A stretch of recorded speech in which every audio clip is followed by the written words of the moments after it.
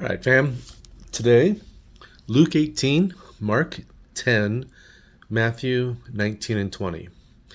And so Jesus is still teaching his disciples through parables. He's still doing miracles. Um, and he's still answering questions from the Pharisees who are trying to trick him. They're trying to catch him into something. And that's where these chapters start, with the Pharisees trying to trick Jesus by asking him about divorce. And the thing that's interesting about that, so the story is, the Pharisees asked Jesus if divorce is permittable, and he says, "Well, what did Moses say?" And they said, "Well, Moses allowed you to have divorce." And Jesus, yeah, he said Moses allowed that because of the hardness of your heart, but from the beginning it was not so. That a man and a woman should cleave to one another and not be separated. And then he talks to the rich man, right?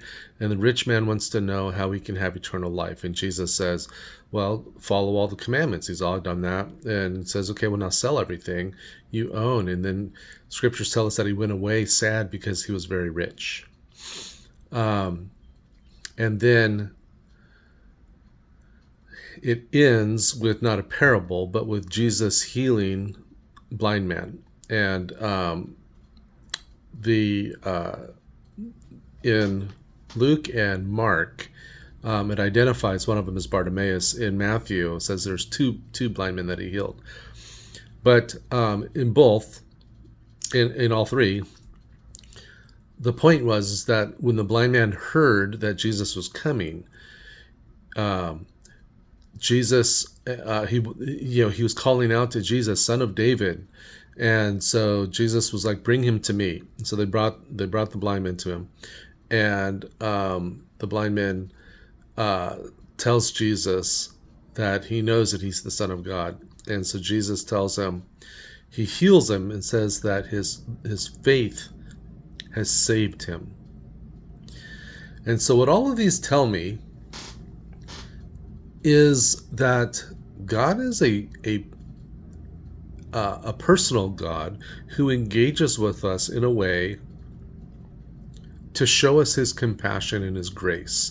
And I think we see that in the first challenge of the Pharisees to Jesus about divorce.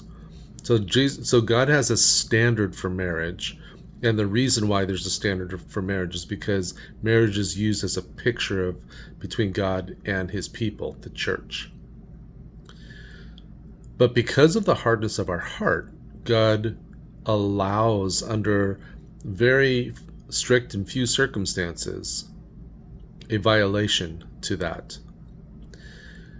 And then next we see the rich young ruler guy, right, who had a lot of money.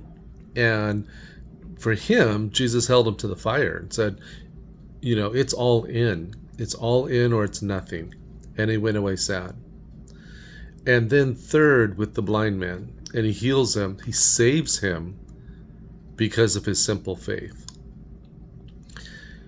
And it's interesting because these three things show us three aspects of God's character and how he deals and engages with us.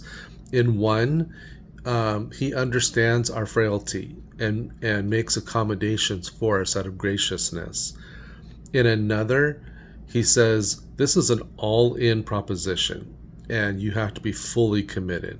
And then in the third, he just demonstrates that our faith just needs to be very simple faith. Jesus, you're the Son of David. And with that, he says that his faith saved him. And so we see these themes repeating, and I've been talking about them the last few days because it's pretty simple. It's pretty simple. Our call is an all-in call. Our faith is a very simple faith in Jesus and trust in him. And God's graciousness to us is evidenced in the fact that he makes